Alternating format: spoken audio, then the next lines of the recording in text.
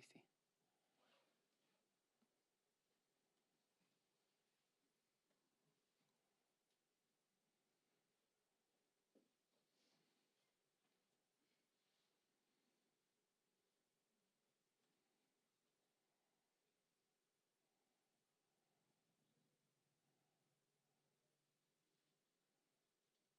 Okay.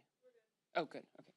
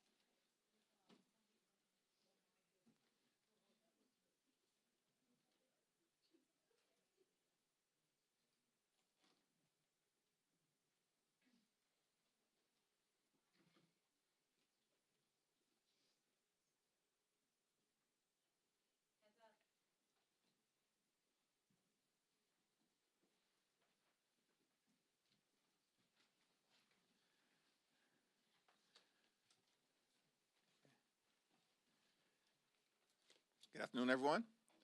This is day 28 of the Trump Republican shutdown. And Democrats continue to make clear that we will sit down with our Republican colleagues anytime, any place, here at the Capitol or back at the White House in order to reopen the government, enact a bipartisan spending agreement that actually meets the needs of the American people, and address the health care crisis that Republicans have caused that is devastating people all across the country in working class America, rural America, urban America, small town America, the heartland of America, and black and brown communities throughout America, particularly at this point, given the Republican refusal to extend the Affordable Care Act tax credits. That will cause premiums, copays, and deductibles to increase by tens of millions of people by thousands of dollars per year.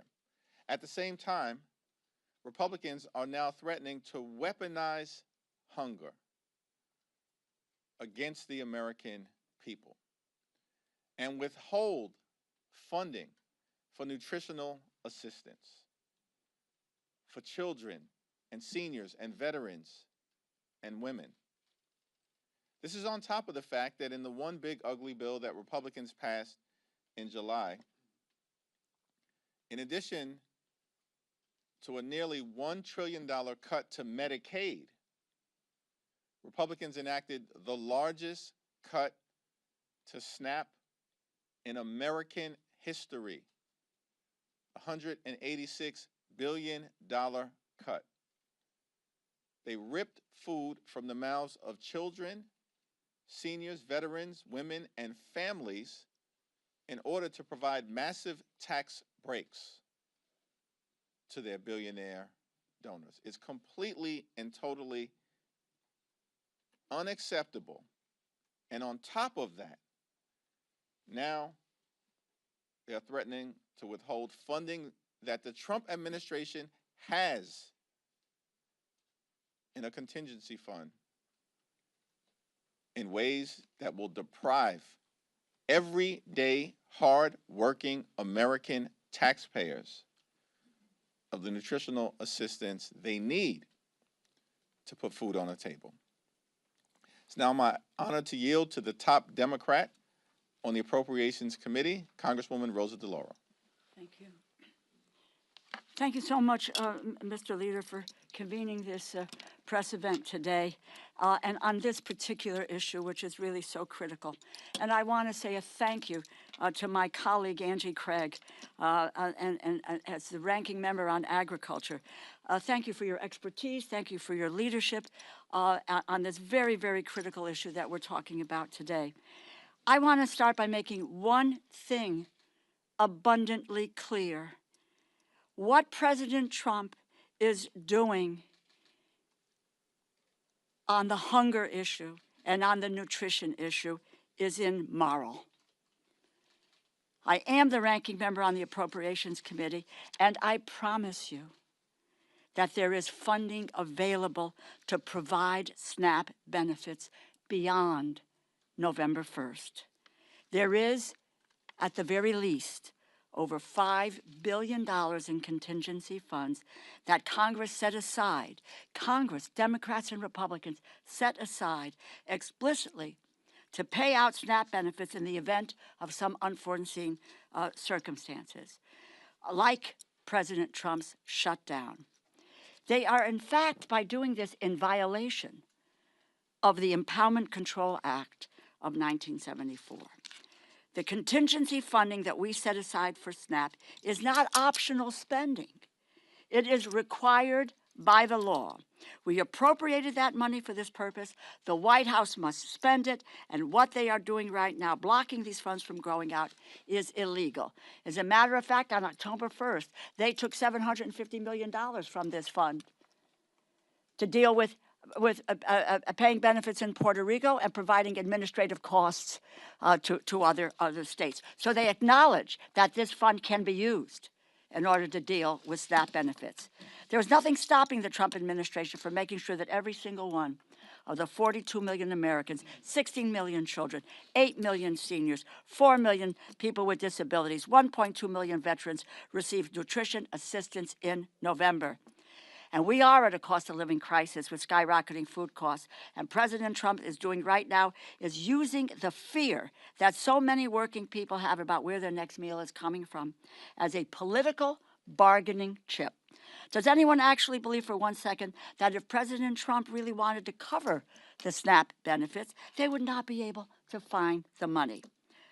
When he wanted to bail out his buddy in Argentina, they found $40 billion. When he wanted to build a new ballroom to host his billionaire donors, they found $350 million. They found the money. When he wanted to make sure his Homeland Security Secretary could fly in style on 2 new luxury private jets, they found the money, $172 million. But now, when it comes to making sure hungry families can put food on the table, all of a sudden, they can't find the money. And what it costs us every month is $8 billion. And I saw the Secretary, Rollins, this afternoon saying it's 9.2. I'm trying to find out where she got that number. It's $8 billion to cover SNAP dollars. Is that right, Angie? That's right. Angie knows these numbers by heart. She's now talking about 9.2. False. And that there is no, they have, with the snap of a finger, that money can be released and get to people who need it. So if there's between $5 and $6 billion, we may be $2 billion short, but that's enough to get us into November until what we're doing, and then we can look to deal with the rest of it. The Trump administration is more than happy to cut backroom deals. They want to dole favors out to the highest bidders. It's a shame that 16 million children who rely on SNAP benefits did not shell out a hefty donation to the president's inaugural fund. But they're only kids, after all. House Republicans are still on vacation. We have not voted on any legislation in over a month. But if they were here, I doubt that they would object to the president's decision, not just because they are too cowardly to stand up to him under any circumstances, but because decimating food stamps, its food stamps, is what they have wanted all along. Their big, beautiful bill, as the leader has pointed out, and his signature piece of legislation, slashes SNAP funding by $189 billion. That will strip 22 million Americans of some or all of their nutrition assistance over 10 years. Let me just conclude by saying to you that does anybody believe there is a shortage of food in the United States of America? Anyone who believes that? No.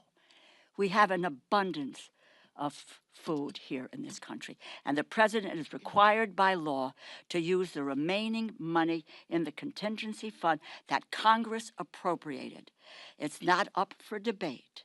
He has the broad authority to transfer funds beyond that to cover the program. If he does not do so, it is because he chooses to not do it.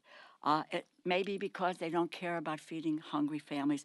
I don't deal with food insecurity as a phrase. This is about hungry people. People going hungry in the United States when we have an abundance of food in this country. This is not a game, it's people's lives. We're the wealthiest nation in the world, as I said, with the abundance of food, and no one, not an adult, not a child, not a senior, not a veteran, should go hungry in the United States. Under President Trump and Republicans' failed leadership, it is just one crisis after another. Open enrollment for health insurance begins in 4 days. They have not addressed the health care crisis they created. President Trump and the Republicans should return to Washington, end the shutdown. Vacation is over. We are here, we are working, and we are ready whenever they decide to join us. Let me turn it over now to the really indefatigable and will be chair of the not appropriations, of the Authorization Committee, Angie Craig from Minnesota.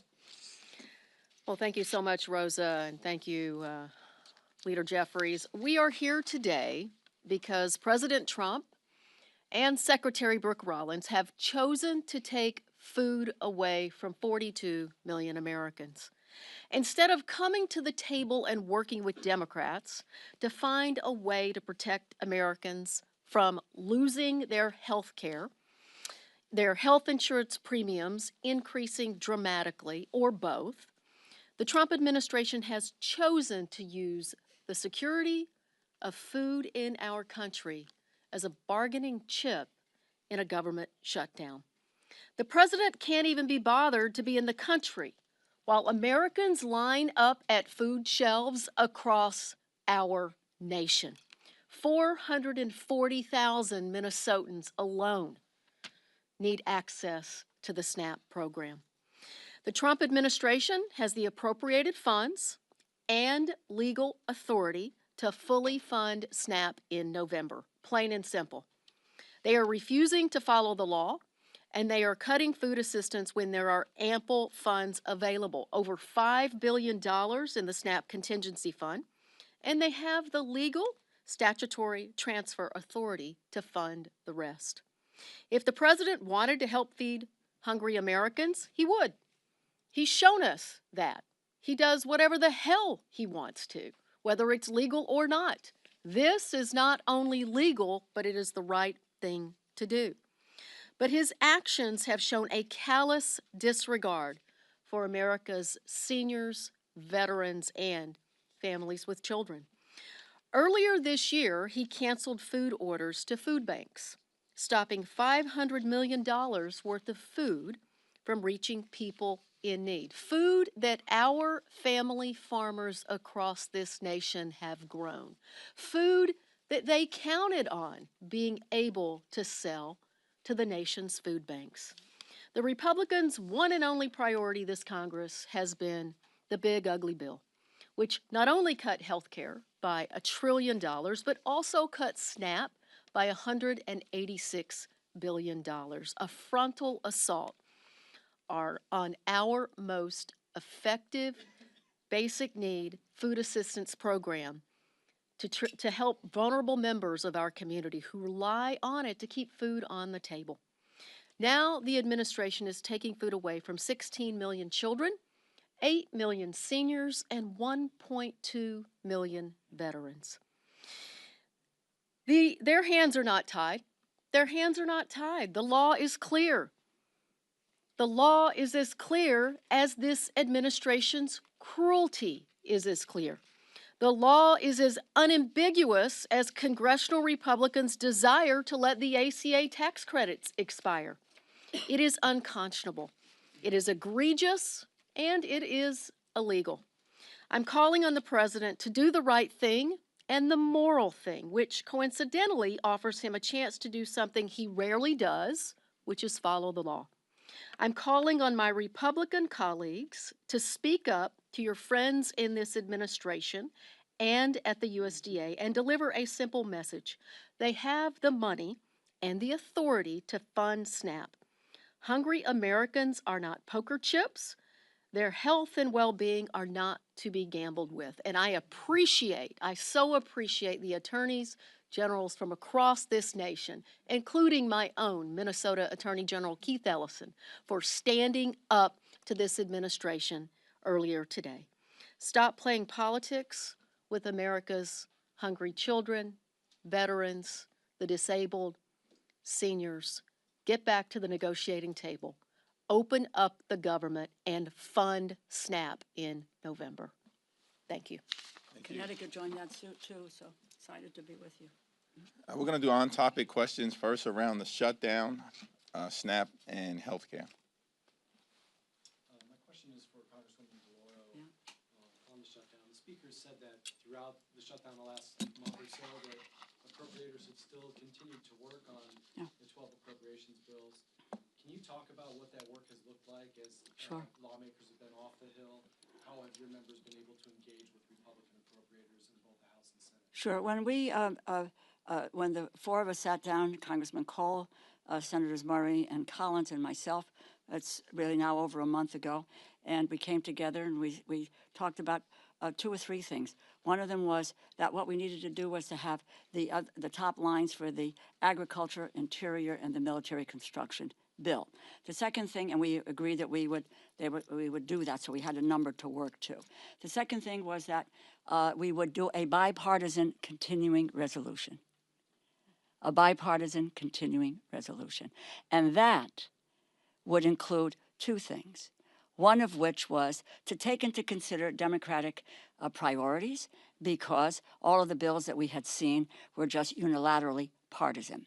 And amongst those Democratic priorities was the issue of health care and the premium subsidies and the Medicaid cuts. It's $1 trillion and the skyrocketing costs that are now upon people at this very, very moment.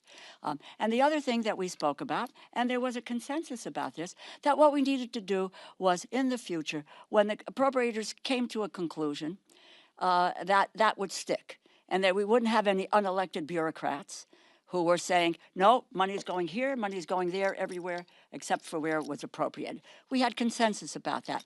Not a few days later, on the table, bang. This is the Republican continuing resolution, and therefore that's what it is. In the meantime, yes, staff in both the House and the Senate have worked on those 3 bills, and I would just say they have made progress on the bills. But the issue now is coming to the table to be able to deal with the continuing resolution and the issues that have been central to that, which is cutting the costs and canceling the cuts and saving America's health care. Now, you may want to ask, what does that have to do with the bill? Well, the continuing resolution is 91 pages.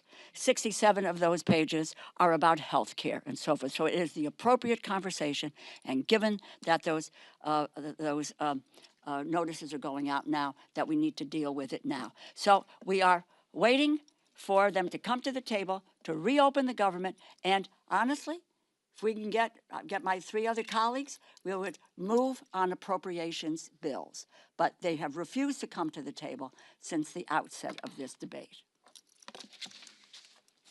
Yeah, Donald Trump and Republicans have taken a my way or the highway approach from the very beginning of this Congress.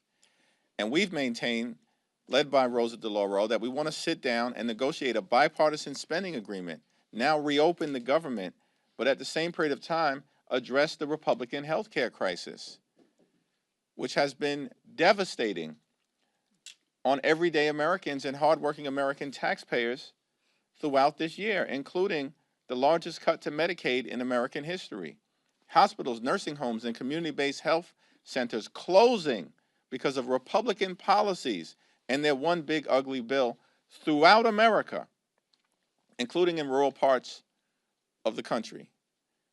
The American people now confront the possibility of a $536 billion cut to Medicare because of what Republicans did in their one big ugly bill if Congress doesn't act by the end of this year, and now because Republicans refuse to extend the Affordable Care Act tax credits, tens of millions of Americans right now are receiving notices as we approach open enrollment on November 1st, indicating to them that their premiums are going to skyrocket in ways that will make it unaffordable for them to see a doctor when they need to see one, when their children needs to see one, when their family members need to see one. This is a health care crisis that Republicans have visited on the American people, and it has to be dealt with decisively. We're now heading into a SNAP crisis. As Angie Craig and Rosa DeLauro have so powerfully articulated, that is a man-made Republican crisis, because Donald Trump has decided that he wants to force millions of Americans, including possibly 16 million children, to experience hunger so they can continue their my way or the highway approach toward driving their right-wing extreme agenda down the throats of the American people. Unacceptable. Thank you, Mr. Leader. Today is the first day air traffic controllers will go without a paycheck. You're speaking about SNAP right now. We also have questions around how troops are going to get paid. At the crux of your fight against the Republican bill is the ACA, is healthcare. Are you concerned that these other issues, these other pressing issues like SNAP, the air traffic controllers not getting paid, troops not getting paid, are you concerned that that will start to dominate the conversation or dominate the consciousness of America, that the ACA conversation kind of gets pushed this to the wayside? Well, we've made clear from the very beginning that we want to enact a bipartisan spending agreement that meets the needs of the American people, that improves their quality of life, that drives down the high cost of living here in this country, where costs haven't gone down, as Trump promised on day one, costs have gone up. And we set out from the very beginning in September that we want to reach a spending agreement that's bipartisan, that meets the needs of the American people in three areas: their health, their safety, and their economic well-being. And that, of course, includes making sure that they can put food on the table in the wealthiest country in the history of the world. Donald Trump and Republicans have launched an all-out assault on the American people from the very beginning of this presidency. And it's cruel, and it's punitive, and it's hurting everyday American. We want to reopen the government. Republicans in the House have been on vacation now for 5 consecutive weeks. They've canceled votes for 5 consecutive weeks. This is extraordinary. If we reached an agreement, they wouldn't even be here to pass one, because they want to keep the government closed. And we're just going to continue to urge them to come to the negotiating table so we can reach the type of bipartisan spending agreement that the American people deserve. I don't know if Angie or Rosie wants anything. I would just add to that. Look, the time is now that people are looking at what their healthcare costs are going to go up. November 1st, when people opened their portal in Minnesota on MNsure, the average increase for a 60-year-old couple is going up $15,000 next year. Think about that. How can Americans fit another $15,000 into their budget? They can't even afford their housing and their health care and their grocery costs today. This is a moment in time where we have to have the moral courage as Democrats and Republicans to come together to make sure that Americans can stay healthy. People are desperate as they go to renew their health care. It's not in December. It's not next year. It is November 1st, this Saturday. So in terms of being distracted, people are not distracted by the premium increases that they're getting. They are laser focused on what's happening in their own budgets right now. I just want to add one more thing. Is a young woman in my district, Renee, who I was with on Friday, she got her notice, an increase of $2,000 per month, $24,000 a year for health insurance. Can anybody here pay for that? She can't. Her husband is gravely ill. He doesn't have insurance, etc. These are real stories. But I would say to you that on the food stamp issue, the money is there. Let us not let them get away with saying that they can't do it. They have their political will isn't there to feed the people who rely on the SNAP program, which is the most effective anti-hunger program in the United States of America. They're playing fast and loose with people eating. Can you imagine that? But that's the reality. And you need to talk about that. They just talked to states about not wanting to reimburse. My state of Connecticut yesterday is putting up $3 million. They want to know if they can get reimbursed. This administration has said, no, you can't get reimbursed. But you know what's happened in the past? Because Democrats and Republicans have come together to work on these issues, all the benefits have been paid out, whether it was a reimbursement or it was the benefits that they so deserve and that they qualify for. This is an administration that is lawless at its core, and we cannot let them get away with it. Yep. So we're almost about 3 days out from where the original Democratic CR was set to expire. Can we expect to see a new Democratic CR with a new date and any other potential policy changes? Well, we'll continue to be in conversation with our Senate Democratic colleagues, we've all held firm to the proposition that we want to reopen the government.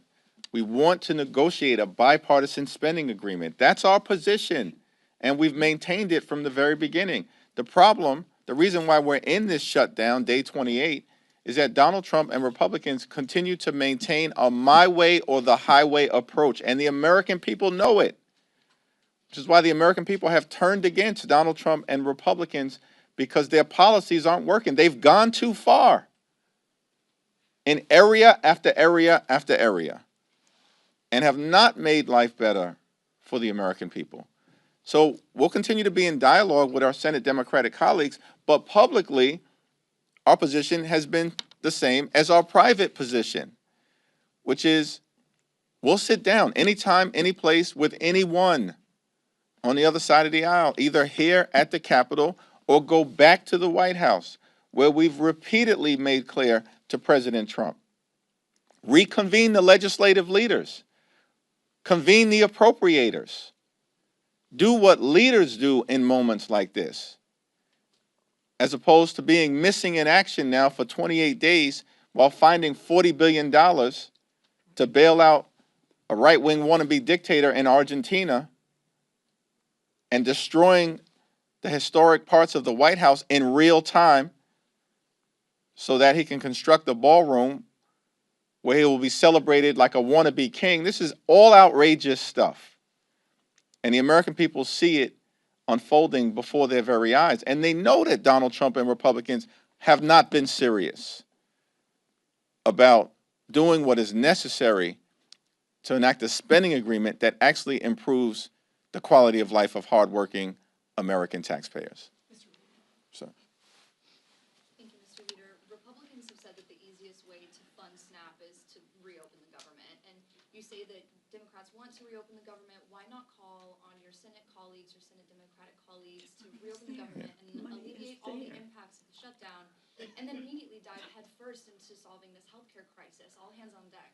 As has been the case, and as Angie Craig and Rosa DeLauro, who I'll yield to momentarily, have repeatedly said, the funds have already been allocated by the Congress in a bipartisan way to allow a continuation of SNAP benefits through November 1st, deep into the month of November, and there's additional funds that are available to be reallocated so that not a single person in this country goes hungry. And if that happens beginning on November 1st, it's because Donald Trump and Republicans want the American people to go hungry. And that's the problem that we confront. Yeah, that's absolutely the case. And that's exactly what the lawsuit that was filed across this country by, 23 states, District of Columbia, others, says that they have an absolute legal responsibility to use the contingency fund to fund SNAP, that we have never seen a lapse in funding of SNAP during a government shutdown previously. And they also have the authority, Secretary Brooke Rollins, to move additional money over to make sure that not a single child in this country goes hungry. They are ignoring their legal responsibility. They are ignoring the moral clarity that we have, that there is no way we should be allowing seniors and veterans and children to go hungry in this country. And where are they? The president is in Japan trying to get people to buy foreign cars. Last week, he was trying to get people to buy Argentine beef. This is not an America First administration. These are not America First policies on behalf of this administration. And what people really care about in Minnesota and across this country is what's happening in their own budgets. And what's happening in their own budgets is that this president's trade wars, attacks on family farmers by decimating the farm economy, is causing farm bankruptcies to dramatically increase across our country. And look, it's a slap in the face to family farmers. Without those farmers, we will not have food security in this country, and this administration needs to step up and do the right thing. By the way, supplemental nutrition assistance program. We just don't sit here and say, okay, we're going to pass this law today, and Democrats and Republicans are going to agree to that, and the president signs it into law, and then we say, oh, hey, did we really mean to do that? And just to ignore that, which is what is happening. It is in the law.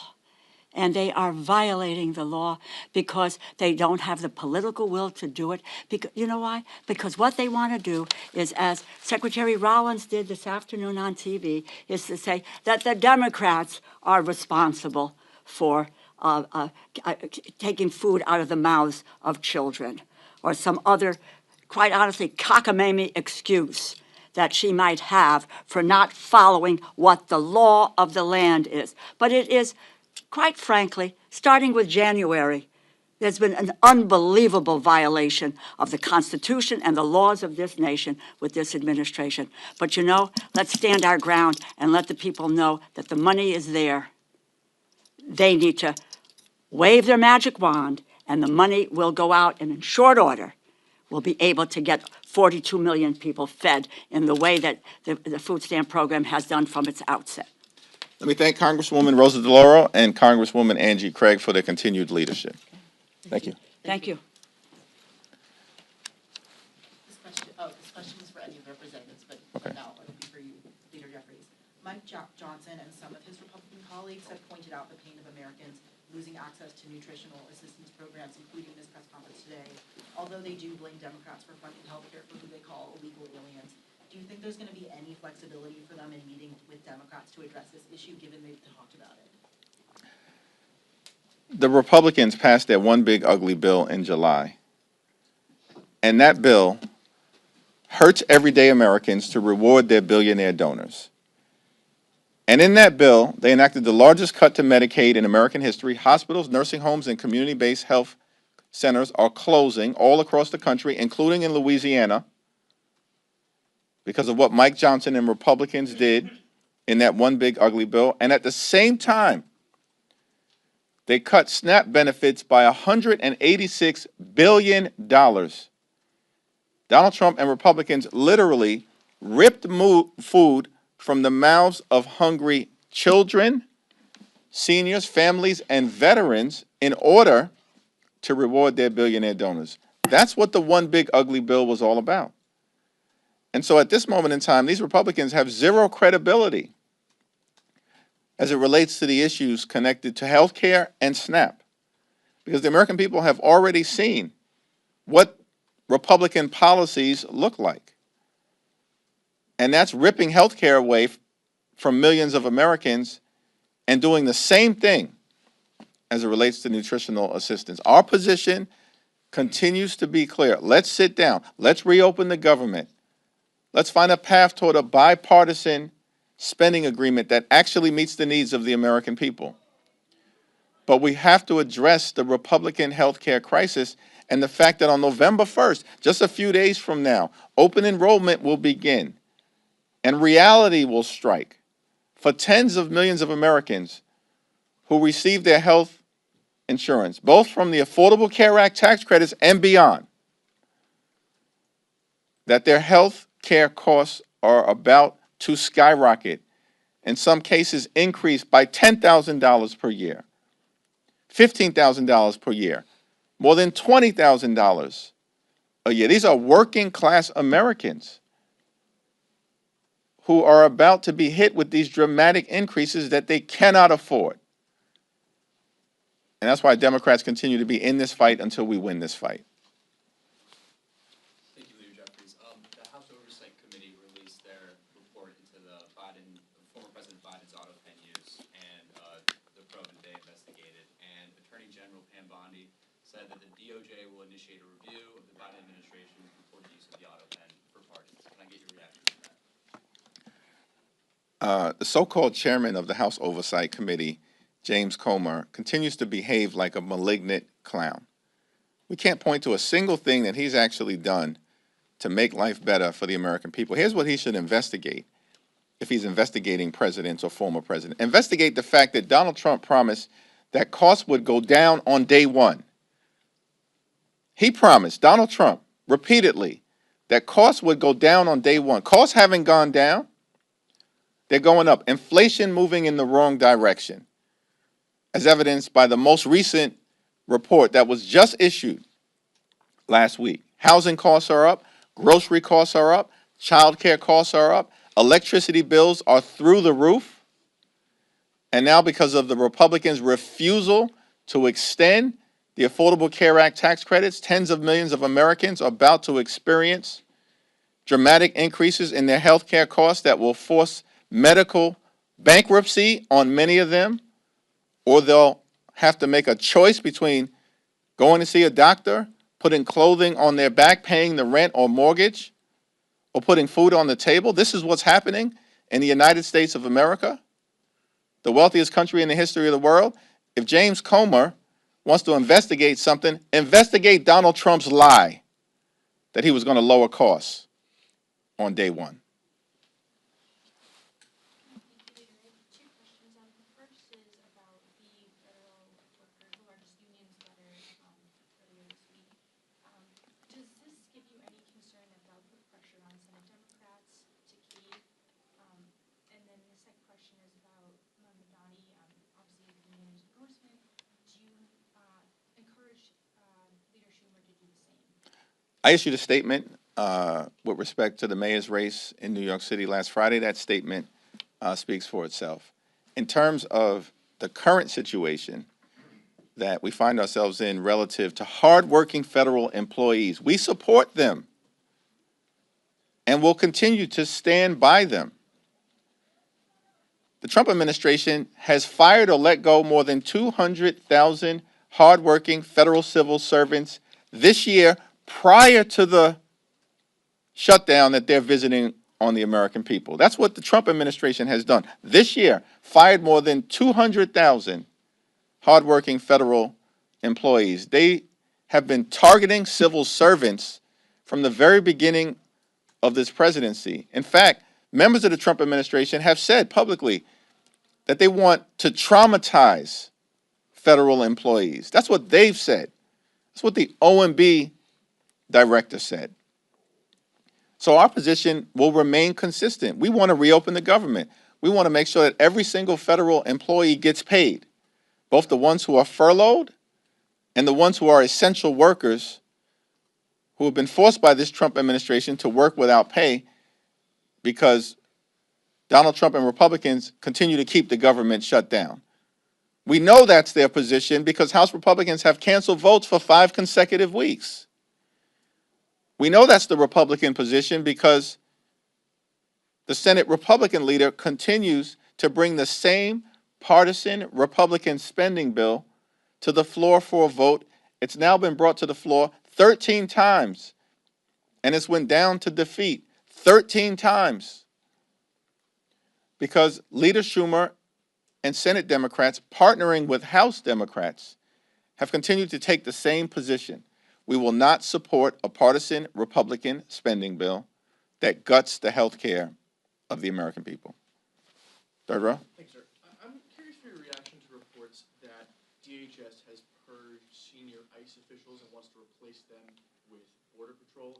Are you concerned that this might signal a shift in how the administration is approaching deportations? Well, our view with respect to the immigration issue generally is that we support a safe and a strong and a secure border at all times. And that will continue to be important. We have a broken immigration system and it needs to be fixed. It needs to be fixed in a comprehensive and bipartisan way. At the same period of time, the American people are understandably horrified at the extremism that the Department of Homeland Security has unleashed on law-abiding immigrant families and communities, separating hardworking mothers from their children, in many instances, children who are American citizens.